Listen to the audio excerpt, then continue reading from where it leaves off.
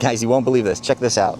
We're bringing in 5 amps of 240 volt electricity coming from that solar array going straight into my old dumb air conditioner. I've just converted this unit to solar power and I didn't have to replace anything on this. And this is surprisingly cheap and easy. Let me show you how this is done. And guys, be sure and stay to the end because I'm going to show you how with this same setup, you can connect batteries to this system and be able to harvest power all the time, even when the AC unit isn't on and even when it's cloudy or dark. You won't want to miss this. Okay, before we get into connecting the solar and stuff, I need to get a baseline to show you how much power this AC unit is consuming on its own pre-solar connection. Okay. All right, the AC unit's up and running. It looks like it's going backwards because the frame rate of the camera messes up that fan. But if we take a look here at our amp reading, we're pulling 5.6 amps of power. So that's 100% being pulled from the grid. No solar is connected at this point. Okay, everyone, check it out. Pretty much at peak. The shadow behind the solar panels is basically straight behind them. So let's see what kind of power we're getting here. Oh, heck yeah, look at that. 4.9 amps. Let's come over here and check power coming from the grid. We've slashed it. Only 3 amps being supplemented by the grid at this point. It's also warmed up a little bit, so I'm sure the air conditioner is working a little harder now than it was this morning, but I'll take it. That is totally epic. So yeah, I just need to add a few more panels. That inverter will be plenty good. Just a couple more panels. I'll have this 100% offset. Can you imagine? Super hot, sunny day. You got the AC cranking and you have no guilt whatsoever because you know that you don't have to pay a dime for running that. I think this is totally awesome. A whole bunch of you don't watch the entire video. Before you go, please do 4 things for me. Like the video, subscribe to the channel, leave a comment, and share the video with your friends and family. They're for 100% free things for you to do, but they really benefit the channel. For those of you that watch the whole video, thank you. And you're welcome to wait to like and subscribe and all that until after. But those of you that leave here at the beginning, please consider doing those things before you go. I sure appreciate it. Before going any further, I need to issue a disclaimer that you should not attempt what you're going to see me do here yourself. Be sure and hire a licensed electrician or a licensed HVAC professional to connect this up for you if you try to do it, and check with your local area to make sure it's okay to do what you're about to see that be done here. You're working with expensive equipment and high voltage electricity, and you could cause property damage, personal injury, or death. This video is for entertainment purposes only. All right, first most important, safety first. So we're gonna come here to this service disconnect, and we're gonna pull that out, and then we're going to check with this voltmeter. I'm just gonna make sure that there is no power coming into this unit. So no voltage there. Check the top of the contactor as well, just for good measure. No voltage there. Then I'm gonna ground one of my probes, and we'll test each leg to ground.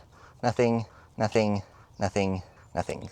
So we're good to go there. Next, in this weatherproof box, I've got this 2-pole circuit breaker here that protects the wiring on this side. So what we're going to do is make sure that is off. Now there shouldn't be any power anyway because the inverter hasn't fired up yet, but again, safety first here. The Hoymiles micro-inverter outputs 240 volt split phase power. So we've got 2 hots and a ground wire coming from that. In your air conditioner, you'll have this device right here that is called a contactor. It's basically a big relay that is the switch that turns your HVAC system off and on. In my case, the power comes in from the bottom and then it comes out the top here and goes to the various components in this outdoor unit. We're going to use this, that's controlled by the thermostat, to vary when that microinverter sees the grid. So we're only accepting solar power when this air conditioner is energized. That way we are self-consuming. So we don't want to run the risk of pushing any power back to the grid. So we need to be sure and connect the solar on the top side, in my case of the contactor, check your flow of power. So we're going to take our ground wire here, connect it to the ground. This is a Wago connector. It's super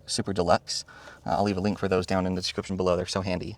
And then I've just crimped some spade terminals here on the ends of the hot wires, and we're going to go ahead and connect them up here, but I need 2 hands, so hang on a second. Now I'm hooking this up very temporary in nature. Obviously, when you're hooking it up permanently, you need some seal tight and grommets and what have you to wire this properly. But you can see my 2 spade terminals connected to the top side of the contactor. Because this is 240 volt, it doesn't matter which side of the contactor those wires go to. All right, now with that wired, we can come over here and we can go ahead and energize the breaker here. Now I'm going to show you, even with that breaker on, there's going to be no power here. Let's take this multimeter and check, and there's no power. That's because that microinverter will not produce any power until it sees grid power. It's equipped with rapid shutdown technology so that it shuts off and stays off while there's no grid power available. Then we're going to come over here and we're going to go ahead and put the service disconnect back in over here. And now you'll see, waiting to come into the contactor at the bottom, we've got 246 volts, but up at the top we have no voltage because the contactor is still switched off. We've got to go in and turn it on from the thermostat. All right, I'm going to fire up this AC unit, and then I'm going to go over here because this microinverter has a delay for when it starts producing power after it sees the grid, and I want to show you how fast this is. It is substantially faster than the N-phase microinverter was. All right, so we just energized there. I'm going to start a stopwatch here. Come over here. Notice that this light right here is flashing red. I don't know if you can see that in the camera. I'm going to set this stopwatch right here. What's going to happen here is this light is going to start flashing green when it starts producing power. So let's just sit here and wait for that to happen. And there we go. So I don't know if you can see, but we've got a green light flashing in there. So we're going to go ahead and stop that. So about 4.5 minutes is all it takes for this inverter to come online. The end phase, you were lucky if it was 5 minutes. I had it take as long as 8 minutes before. Again, that's not crazy, but the faster this can come online after your AC unit starts, the sooner you'll get power feeding your air conditioner and offsetting your power consumption. So if we go put a clamp meter on these wires, we should see power coming into the unit. Let's go do that.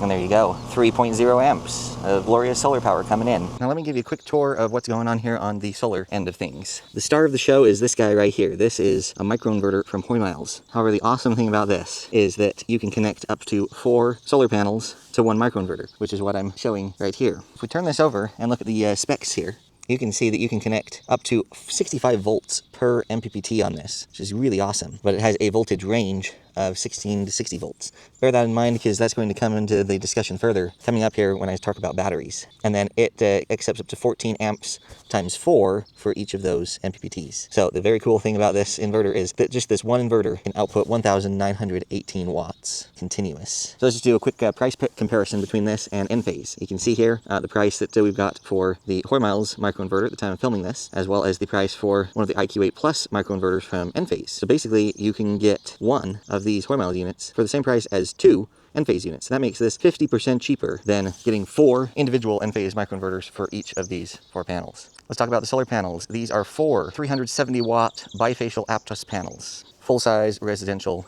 solar panels. Now, if you guys live in the state of Utah or near the state of Utah, I have a fantastic deal for you on these solar panels. I'm going to leave a link down in the description for Utah Solar for All. Local guy here that will sell to anyone that wants to come, but he orders solar panels by the truckload in multiple pallets and then in turn sells them any quantity that you want. You can just go pick up one or pick up an entire pallet, whatever you want to do, but they're a really, really good price. So like I said, if you're nearby or coming through Utah or in a neighboring state, you need to check that out. It's a great, great resource for very inexpensive solar panels. If you're not local and want to get some solar panels, I'll leave a couple more links to online retailers where you can order solar panels of this size and caliber, because it's definitely better bang for the buck to get big residential style panels for the setup. And then the other important thing are these stands. These are perfect for this application and perfect for anyone trying to build a giant array for cheap and easy. This is the way to go because there's no digging you need to do. There's no concrete work, nothing. You just hook them up to the panels and away you go. So notice that down here we've got these little legs that boost the panel up. And if we come around here, notice that there are legs on the back side here holding them up. These are fully adjustable, and so they telescope out so you can increase the angle, and then they also pivot at this point right here, so you can get any angle and level of adjustment that you want. They are very, very slick. I would recommend they're a little bit wobbly for just one panel when you don't have a bunch next to each other to kind of help support side to side. They will wobble a little bit side to side, but when you get 2 or more, they become very, very sturdy in movement side to side. So that becomes a non-issue. Because of their huge span from these back legs to those front legs, they're very strong in terms of wind or anything coming from either direction. So I'll leave links to these down below as well. These are from poweredportablesolar.com. You can just order them online and they ship right to your door. And they're super fast and easy to install. I'm going to be releasing a video shortly about how to install them, but it's very fast and very easy. And you can see here on the back side the bifacial aspect of these panels. Not perfect yet. The sun is still offset a little bit to this side. You can see the shadow of that leg is going back still. That needs to be basically straight behind that panel. And you can also see we've got a little bit of shading from the tree that's right over here. We do have pretty cloudless skies though. Anyway, let's see what we're doing so far. We've got the AC fired up here. Haha, check that out. 3.5 amps of 240 volt power going into this AC unit. That is fantastic. So if we clamp the power coming from the grid, remember how we were almost 6 amps before? Look at that, we've cut the power consumption down by more than half. We're only pulling 2.8, 2.9 amps from the grid now at this point. Here's the awesome part. If I just do some simple math, 6 amps is how much we were pulling from the grid before we hooked up solar. Times that by 240, that means we're pulling basically 1,440 watts with this AC unit. Well, that microinverter out there can produce 1,900 plus watts of power. So that microinverter is completely and totally sufficient to 100% offset the consumption of this AC unit. I just need to get a little more efficiency on those solar panels because we've got some shading and stuff going on them at the moment, or potentially add a few more maybe in parallel into that inverter to 100% offset the power consumption of this unit. So as you can see, this setup is very easy to scale. Let me show you something else incredible about this microinverter. Check it out. Batteries connected. This is optional. As you saw, this runs just great with just the solar panels and this microinverter. But you do have the option now of adding batteries, and it's super, super easy. So let me show you. This is the most basic, least expensive setup you can get. So you can just get these very cheap lithium iron phosphate batteries that are meant for like trolling motors and stuff like that. They're water resistant. They've got all the protections and stuff in them. They're super cheap. Just grab yourself 2 of those to start. You can connect these up to 4 in series to do a full 48 volt system, which could be advantageous depending on how much power you're wanting to do. But just for cheap starting point, you can do a 24 volt system. So we've got 2 batteries connected in series. So positive right here goes to negative right there. And then coming off the positive and negative of the 2 batteries, we're coming over here. This is just kind of a mess and of temporary wires and things. But I've got a solar charge controller right here. Okay, that's one of the things hooked up to this. Let's continue with this charge controller. So these 2 wires here connect to the batteries. These 2 wires here are PV wires, and they're coming over here. And I've got 1 and 2 hooked up to one of these solar panels. Okay, so what's happening is one of these solar panels is actually coming into the charge controller, and it's going through the charge controller. It is no longer going into this microinverter. Now, to show you how this works, I've disconnected all the solar panels. So there's nothing here.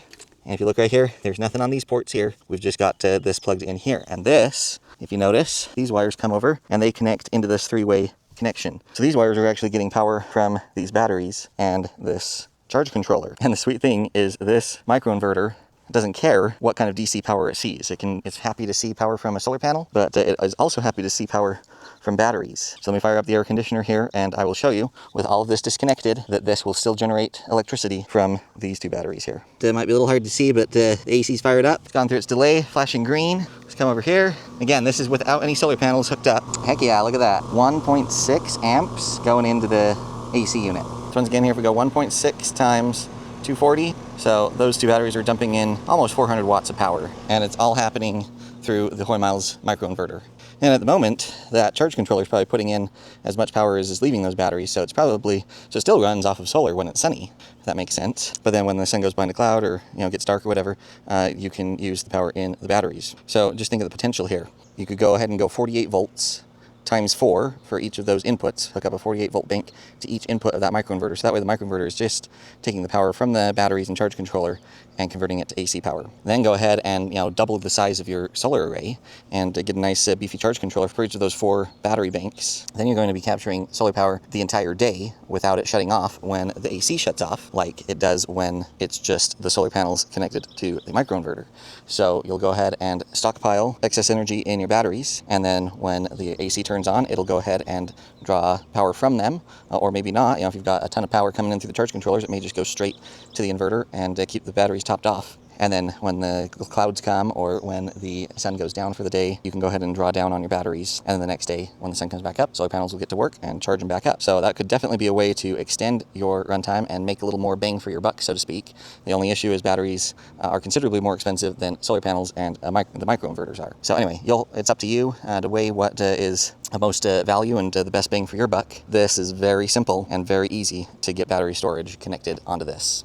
And the best part is it's all happening through this microinverter and through the contactor on the AC unit. And so it's very safe, right? This has the rapid shutdown technology built in. If the power goes out, not only will this shut down, but that contactor will pop out because it's not going to get energized anymore with grid power. So it's going to pop out and completely disconnect this from the grid. So in some aspects, I think it's safer than your standard PV system that is only relying on the rapid shutdown technology. There's no physical disconnect that happens automatically when the power goes out like this setup. Now, any 12 volt lithium iron phosphate battery that could be out in the weather works. However, I might make a quick recommendation. This is from Rododio, but check it out. It is a standard Group 31 size, but instead of 100 amp hours, it holds 165 amp hours. It's also got low temperature charging protection. The whole works. Anyway, I'll leave a link for that down in the description, and those I think would be a great candidate for a setup like this. I'll also leave a link to a playlist of all these 12 volt lithium iron phosphate batteries that I've done testing on, so you can check all of them out if you want. Here's another reason why that Hoymiles inverter is so epic. You can easily purchase one of these data transfer units. They are substantially less expensive expensive than the Enphase gateways are. This is optional. The inverter will produce power without being connected to this gateway at all. Okay, so this is 100% optional, but if you like the idea of being able to have an app that you can pull up and monitor your production from your solar array, then this data transfer unit is the way to go. You can see right here, it's telling us we're producing 1.3 kilowatts of power, and then it also tracks, your production. So we've made 594 watt hours so far today, just during the testing. And the best part is this is 100% wireless. You just need a power source for it. This is outside right now. It can't be outside, it needs to be indoors, but you just plug it in and it communicates via Wi-Fi to your router and via wireless signal to your inverter, and you're good to go. Pro tip on this Hoymiles app, and a very cool feature that's unique to it.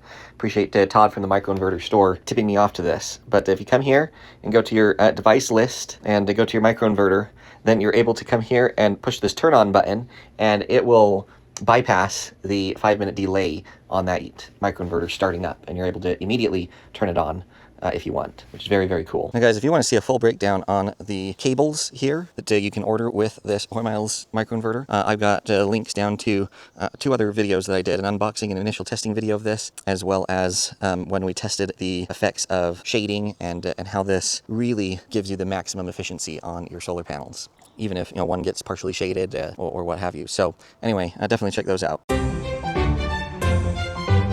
Big question I got from my last video is about this Micro Easy Start. Now, I highly recommend these units. I've had mine for multiples of years now, and it continues to go strong and work extremely well. The question I always got was, is this necessary in order for this to work? Absolutely not. This is 100% optional. The only reason I have this is to help save wear and tear on my machine, but more importantly, for my backup generator. I was able to save thousands of dollars getting a smaller backup generator because of this unit right here on my AC unit. But as far as supplementing with solar power, you do not need this whatsoever. Just one more comment on this Easy Start. You can hear the unit is running, and I've connected the app here to it. And if you take a look right here, total starts 16,086. So this Easy Start has started my unit over 16,000 times, and it's still running strong. Now, this is their older unit. They have a new unit called the Flex. I just got my hands on that, and I'm going to be testing and reviewing that. I've heard it has issues compared to these older ones. Anyway, stay tuned for that, because I'm going to be testing that coming up. In addition to starting my unit 16,000 times, it has protected my unit 10 times for various faults. Now, another common question I got on my original video was, well, what about the indoor unit? It consumes power. That is true. Now, I have a gas furnace here, and I've got a solution for that. If you want to offset the power that this is consuming as well, all you got to do is get yourself one of those power stations. I've got a whole bunch of reviews on those. I'll leave a link to my playlist of all the videos I've made on that. But the secret sauce to being able to do that is with this little guy right here. This is an easy generator switch. And what this allows me to do is, you can see right here, it's got a little plug. And then there's just this switch. Right now we're in normal mode. I could hook up one of those solar power stations to this. It just uses 120 volt power. Flip it up here to the generator thing, throw a few extra solar panels outside that's plugged into that power station, and I would run the blower of this unit 100% off of solar as well. Some of you may just have an air handler with electric heat strips that has a big 240 volt breaker on it. That's for heat. The heat strips are only for heat. So it's just going to run the blower when it's in air conditioning mode. So it's not going to use that much power on the inside. Personally, I don't fuss over this just because the consumption is quite low. Another common question I got asked a lot in the last video was if you could hook a solar system up to a mini split heat pump unit like this. The answer for that is no, because these use a bunch of computer fancy stuff to run. They do not have contactors inside of them, at least the newer ones. There were some older ones that had them, and if you're the lucky one that has a unit that has a contactor in it, then yes, it would work. For the vast majority of the units out there, no, it won't work. We need that contactor to be able to turn the solar off and on. Now, another common question I got asked a lot in my video before. This is a straight air conditioning unit. It only does air conditioning. But if it were a heat pump, this would work exactly the same way. And you could offset your cooling and your heating bill with solar year-round. The power consumption is exactly the same in terms of how the electricity flows and different things like that in heat pump mode or air conditioning mode. So yes, this setup would work with heat pump. So what do you think, guys? Leave a comment down below and share your thoughts on this. Do you like this setup? I think this ticks just about every box for everyone out there. But let me know your thoughts down below. I read and try to respond to all of your comments if I possibly can. I so look forward to hearing from you down there. If this kind of content is valuable to you, please like the video, subscribe, comment, and share. 100% free for you to do, but it benefits the channel tremendously. And I think this kind of content benefits you guys tremendously. You'll also want to be a subscriber because we've got a whole lot more things coming up. I'm going to do more testing with this setup. I'm going to hook it up to my irrigation pump 240 volt pump, and that's going to mimic, you know, like pool pumps and stuff like that. If I can get my hands on a electric water heater, I'm going to try that with this setup too and see how much power I can offset with it. And I think it's got similar principles. Anyway, I'd love to hear down below on what you want me to test next. That will help me know which video to prioritize. I sure appreciate you guys. Look forward to talking to you in the comments, and we'll catch you all next time.